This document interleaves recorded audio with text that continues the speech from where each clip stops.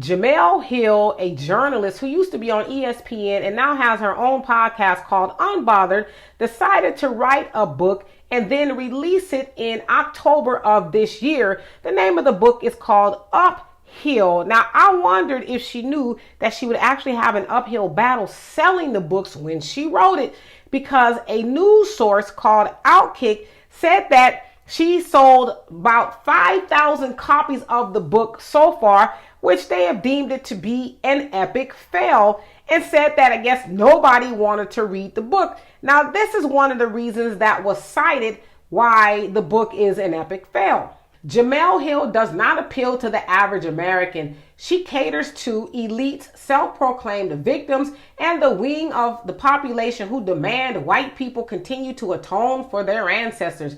As you see, this group is small. Building a business around their demographic is limiting and oversaturated. There's a reason flashcards, sight words still sell more copies than Uphill. Yikes!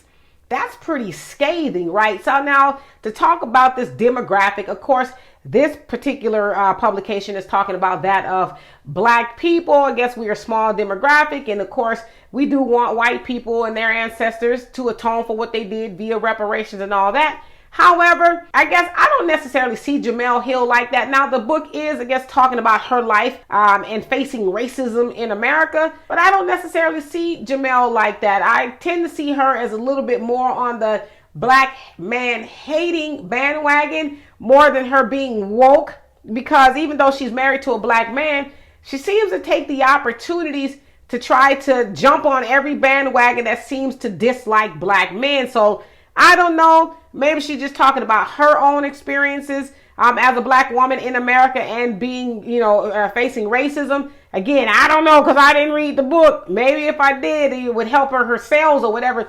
But I remember not too long ago, she was tweeting that she had left the free book in this airport and that airport. And if you find it, tweet her.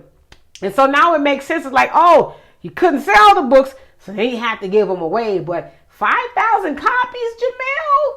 I mean, with all the followers that she have and all the, especially the sisters and the women and all that be big up in her, they didn't go and support you and buy a book? I find that rather troubling. So I guess this also tells us that the internet is not necessarily real, right? Because what's real is people showing up and buying your books.